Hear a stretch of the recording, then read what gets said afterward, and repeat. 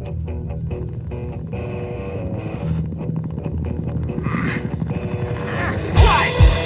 can't keep quiet about this anymore. It's time to tell a heavy story. I highly doubt you're ready for. Hello guys, welcome back to another video. Thank you guys for clicking on it. And today we're going to be watching YouTubers who ruined their image with one single video.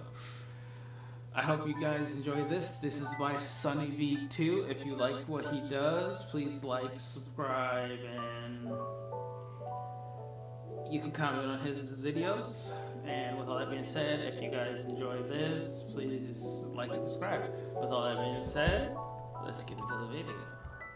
Irreversible damage to their channel with one single video. We're going to begin by talking about J-Station, whose entire career came to an end as a result of an upload titled "My Girlfriend Alexia Died, Rest in Paradise." Last night we lost Alexia.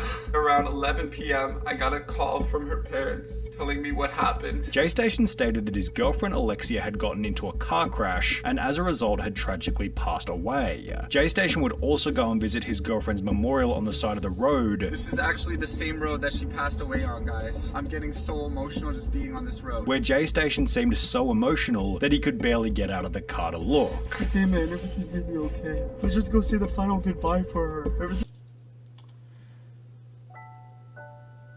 I have thoughts on that, like, if you're a random person who's just happening upon this video when it first came out, you might believe it's real until you basically, all the stuff that came out, it's not good. It's like, first, I'm not judging, did he have parody or joke or like anything describing that this was not real? If he did, then people took it and ran with it, being like, you were just stupid and no. But there has to be some context to it. I don't know, but from what it looks like in all the information, he just lied about his girlfriend being dead, which caused everything to come crashing down. He's gonna be okay. I don't know if I can do this. However, his extremely emotional state here ran contrary to a video that he'd post 3 days later, titled "Dead Girlfriend Ouija Board Challenge at 3 a.m. Gone Wrong," in which he couldn't stop smiling. We're doing the Ouija board challenge on my dead girlfriend. Let's smash the like button right now, guys. 1 like equals 1 prayer for Alexia.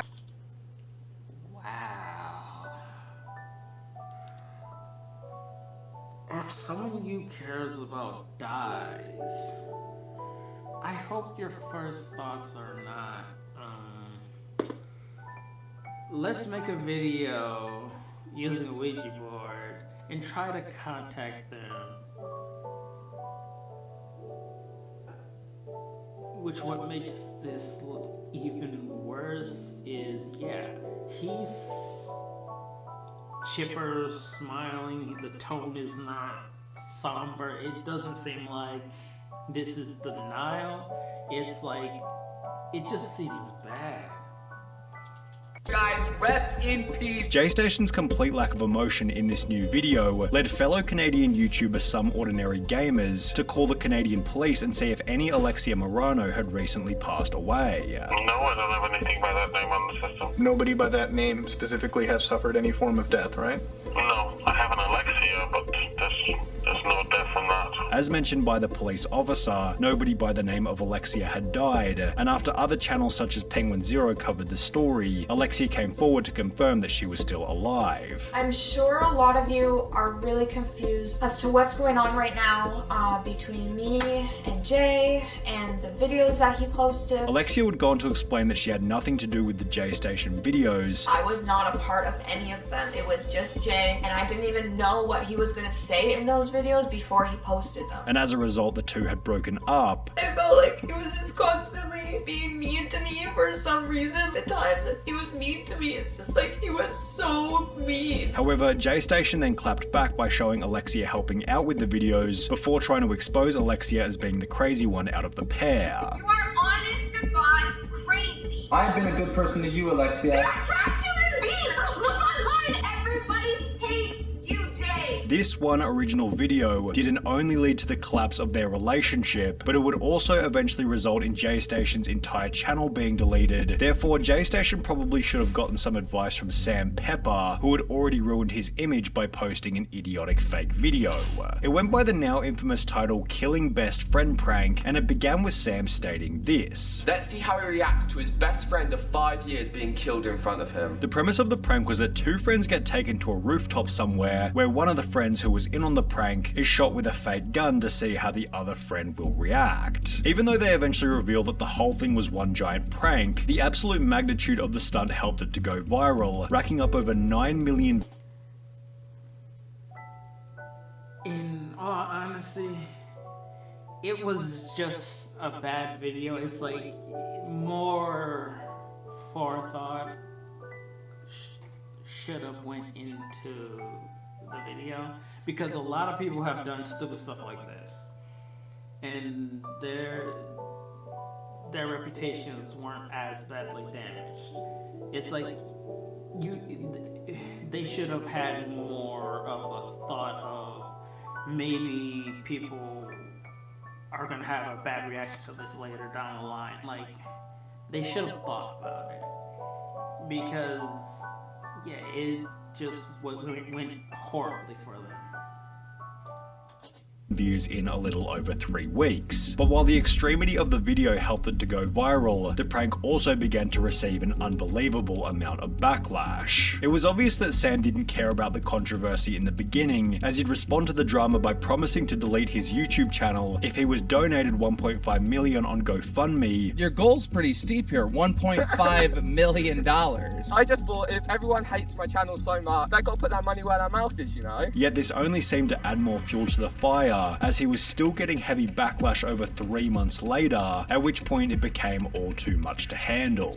Sam Pepper would not only delete the original prank, but he'd rather unlist every single video from his entire channel, leaving only one fresh new upload titled I'm Sorry, in which he'd come forward and explain that the video was fake. No wonder people hate me. Like, I've been an idiot. Like, I've been stupid. You know exactly what I'm gonna say now. Of course, it was fake. However, the damage had already been done, and while Sam Pepper has since had some success on TikTok, his channel never really recovered after posting the best friend prank. Brooke Hout's channel never recovered either, as after she'd accidentally uploaded a video of her mistreating her dog, her reputation was destroyed permanently. In the lead up to posting the video, Brooke Houts had gained 327,000 subscribers, which, as you can see from the videos on her channel, had been aided by her pet Doberman named Sphinx. Brooke always put up the facade that she loved her dog more than anything else. Obviously, me and my dog are really close. We're besties. We hang out 24/7, more like 25/8. Am I right? However, less than a month after stating this, on the 6th of August 2019, Brooke would accidentally upload a full uncut clip of her pranking the dog while treating it like absolute garbage. As the video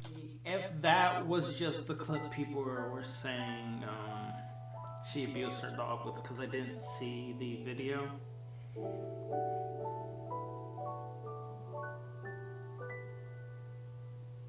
I wouldn't say she did, but there's more to context to that. So I'm pretty sure there was an actual video where she was hitting it or something.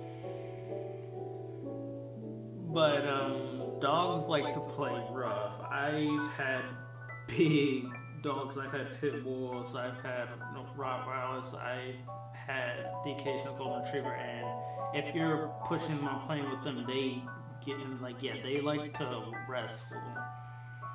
Now, if you're hitting them, no one should ever hit their dog. You wouldn't hit. Don't hit. That is never good. Because if you hit the dog, it doesn't go well with the dog. Just don't hit. It's not good at all. sorry, that's all. It was a tangent. That's all I was want to say. It's like I don't think the pushing like that. Like yeah, no. If she was beating the dog, that's a different story. But like I said, I didn't watch the video, so I do not know. The video began to spread throughout social media. Almost every single news outlet wrote an article on the story, prompting a Change.org petition titled Ban Brooke Houts from YouTube, which received over 67,000 signatures. Peter would also take to Twitter in a post hoping that she was banned from the platform, yet incredibly her channel remained active, helping her to post a bizarre apology video about a month after the original incident. First, I want...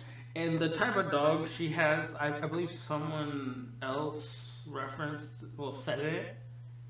It's a very active dog. So if you're getting annoyed with your dog because it's running around you trying to get your attention, and you adopted or bought that type of dog that needs that attention and to burn it, and that the energy needs to be burned off, especially you should not be putting your hands on your dog, because you got the dog without, if you didn't know, without any prior knowledge of what it takes to raise that dog well.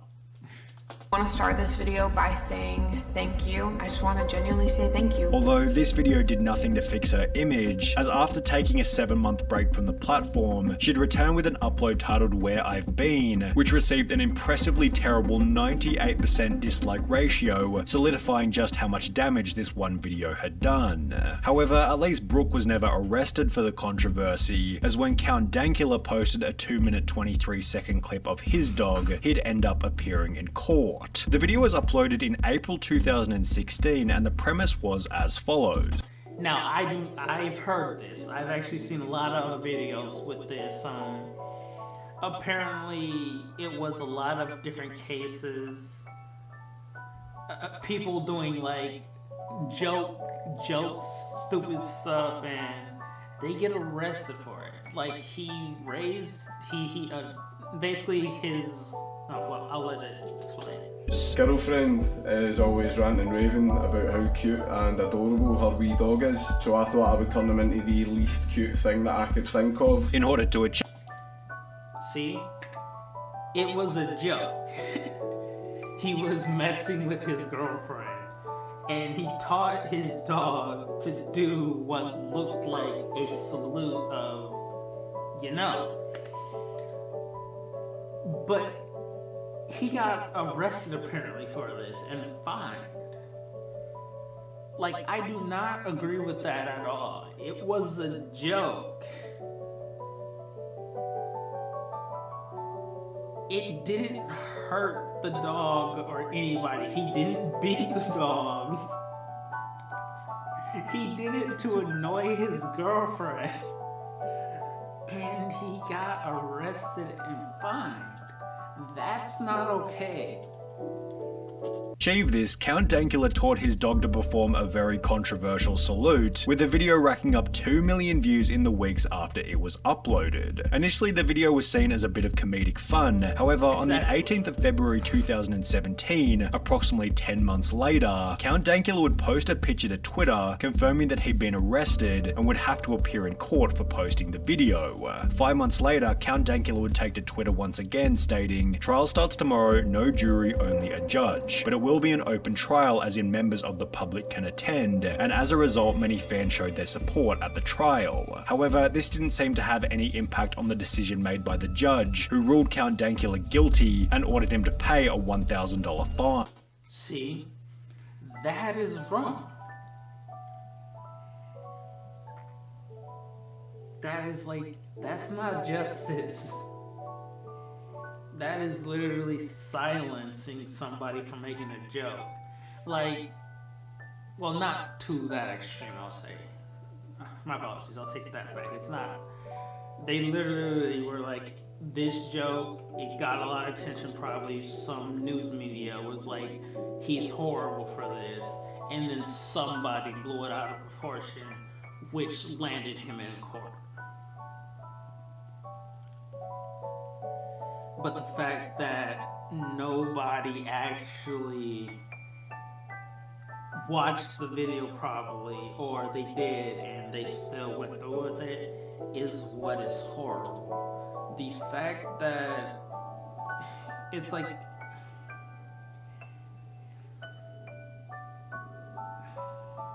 maybe I'm just thinking of it too now.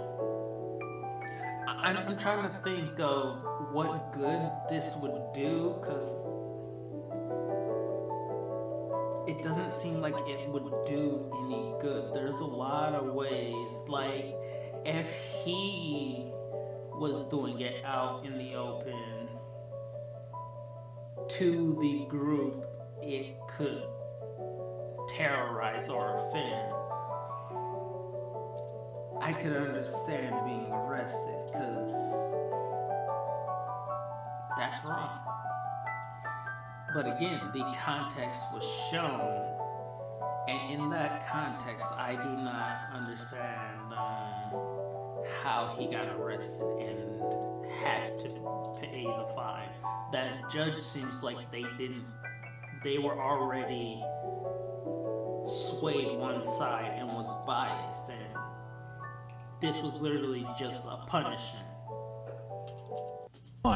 The judge stated, as a matter of law, the test is not whether the video was offensive, but whether it was grossly offensive. I concluded that your video was not just offensive, but grossly so, as well as menacing. Count Dankula was able to overcome this hiccup and still maintains his popularity on YouTube up until this day. However, the same can't be said for the Try Guys member Ned Fulmer, whose entire career came to a crashing end after a single video was posted of Ned cheating on his wife. The girl in the video was fellow BuzzFeed employee Alex Herring, who had been in BuzzFeed videos with Ned before, and after the original screenshot of the two kissing went viral, a bunch of other evidence surfaced to confirm that Ned and Alex had been seeing each other behind the scenes. Yes, I agree with this. Like, the Try Guys did what they thought was right by forcibly removing him from his spot, because it looks bad on the entire group. Last thing I heard of this, the other party involved was still working there. That could have changed, but I saw somebody in the comments there point out, you fired him, but not the other party. And again, this is stuff, it's like his reputation was ruined, and if she still kept her job, it kind of destroys the point the Try Guys was trying to make, which is why some of the people were fighting against it and mad about what they did. Which, me, I'm like, you screwed up, you deserve to be fired. Like, especially if it's within their policies. And a lot of companies will not have that as a rule. You should not be sleeping around with your co-workers. That's kind of obvious. But people still do. Again, there's a lot within that it's like people already fought over this and it's already over. The event was so scandalous not only because Ned, his wife, and Alex were all public figures. Oh yeah, he was known as the my wife's guy. But because Ned's main shtick within the videos was that he loved his wife so much and was therefore extremely dedicated to the marriage. Ned was literally known as the wife guy and would constantly talk about his wife and how much he loved her, to the point where people have made compilations on YouTube of him mentioning her. As a result of the scandal, Ned was fired from his high status position as one of the Try Guys, which was followed by the group posting their own video to explain the decision. Ned Fulmer is no longer working with the Try Guys. We found that Ned had engaged in conduct unbecoming of our team, and we knew that we could not move forward with him. He's now been fired, and that's it. Great video. They did what they thought they had to do. And again, like I said, the only thing I think they could have did better was also address the other party. Like, both of them have been suspended or dealt with, and which is why some people got mad. It happens. You can't please everybody. Has publicly embarrassed his wife and 2 children. Turns out Mr. Nice Guy Dependable isn't so nice and dependable after all. Ned Fulmer had months to stop his eventual collapse. However, PewDiePie wasn't quite so lucky, as after making What? Oh yeah, that was the that was the outfit for a single joke, like SunnyV2, that's wrong. If you know the context or watch PewDiePie, that was an outfit that it's not it's not what it looks like. You would have to have watched it to know. But that picture, oh my god. In a single video, he'd accidentally changed the social media landscape forever. The video was titled, "I've discovered the greatest thing online," and a lot of people blamed him. He still gets blamed. It was posted on the 11th of January 2017. The premise was that PewDiePie was testing out the website Fiverr. There's a website called Fiverr where you basically can ask anyone for anything for $5. And therefore, as you might suspect, the video wasn't all that controversial in the beginning. He'd order a subscribe message from Jesus, pay to have his pictures photoshopped, and even had someone sing to him in Hebrew. However, it would be after PewDiePie ordered from the guys dancing in the jungle that things became controversial. As a part of the Fiverr deal, PewDiePie was given the opportunity to write a 5-word message, which the guys would hold up on a sign in the video. Well, PewDiePie decided to have a bit of fun with it, and wrote an anti-Semitic phrase just to see if they'd do it. And as you can tell from PewDiePie's reaction, they most certainly did, leading PewDiePie to state this: I didn't think they would actually do it. I feel partially responsible, but just I didn't think they would actually do it. Like, I'm not anti-Semitic or whatever it's called. Okay, so don't get the wrong idea. It was a funny meme, and I didn't think it would work. Okay. Which was followed by the video being uploaded as usual. However, the response that the video generated certainly wasn't usual, as only 3 days later, articles began to pop up explaining that PewDiePie had been dropped by his Disney-owned multi-channel network. Upon seeing Disney drop PewDiePie, other advertisers such as Johnson & Johnson... Quick thing, that's when Disney owned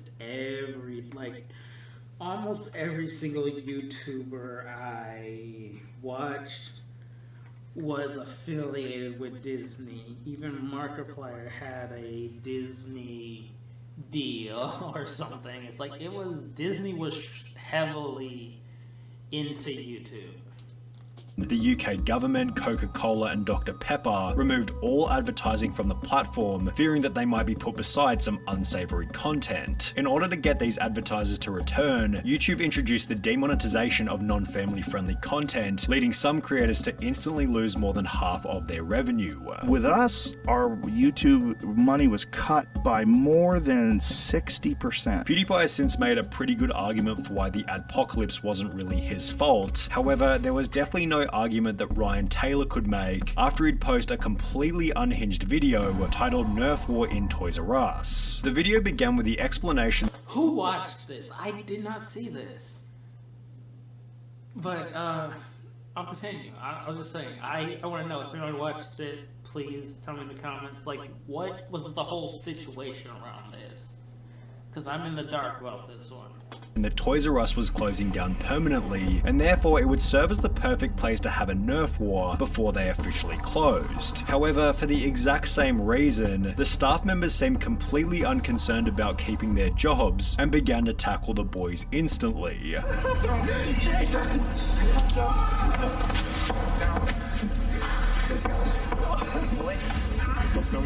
After this exchange occurred, the conflict escalated further. You have no authority, bro, so I'll slam you back. Don't try and touch me, bro. Even you. Were they just being stupid and causing trouble for the employees? Because that's what it seems like so far. And being someone who works in retail, yeah, that's not, no retail person enjoys retail work. It's not the higher ups hate you, your bosses get away with everything. It's like, it's a lot of issues. The climate sucks.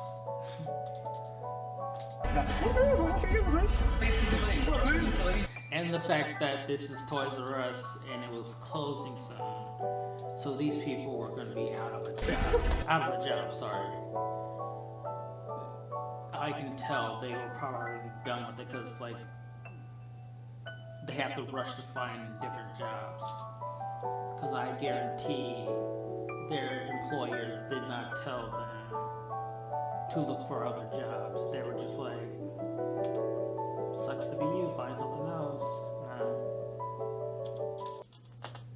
Idiot. Bro, that's not gonna end good, I'm telling you right now.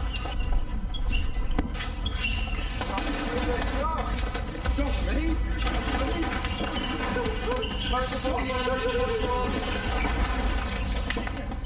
which eventually resulted in them being kicked out and wrecking half of the store in the process. The video most certainly received a mixed response. Some people saw it as a hilarious piece of entertainment, while others saw Ryan as nothing more than an idiot, messing with low-wage workers who were already about to lose their jobs. But while Ryan Taylor had some support for the controversial video, the same couldn't be said for Logan Paul, who quite possibly holds the gold trophy for the most I don't need to explain this one, right? Because this is very infamous. It's like...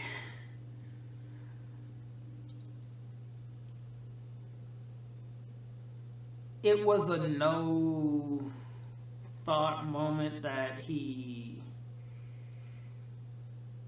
like, just hearing about it. Recording a dead body in a place called Suicide Forest. If your brain doesn't stop you in just there, the backlash was deserved. Damage done to a reputation as the result of one single video. Japan Forest Vlog. 3 words that transport everybody back to the 31st of December 2017, when Logan decided that he wanted to have an unconventional New Year's Eve. 2 years ago, I fell in love with the idea of, for New Year's, slowing it down, like going somewhere that's really isolated. So we're in Tokyo, Japan, right? I figured this was the perfect time to do it, because if you look to my right, Logang, I give you the Aokigahara.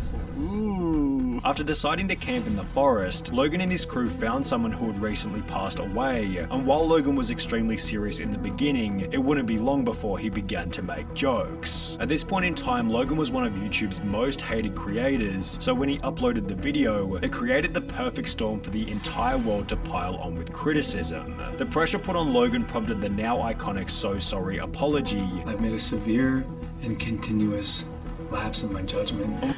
Which people still use today to poke fun. While this video received over 60 million views, making it quite possibly the most well-known mistake in YouTube history, Logan was eventually able to repair his reputation using some very unique strategies. I thought the video was longer. These 8 I hope you guys enjoyed that. I will have all of his information down below. I would love to hear your guys' thoughts on all of these situations. What do you think could have been done better, or what could, or whether these people were in the wrong or right, or just your thoughts. If you feel like commenting, please do so. Feel free to like SunnyV2's video. I thought I did. Maybe I wonder if it's With all that being said, thank you guys for watching. I'll have all of his information down below. And if you guys would like, please go watch his video. Run.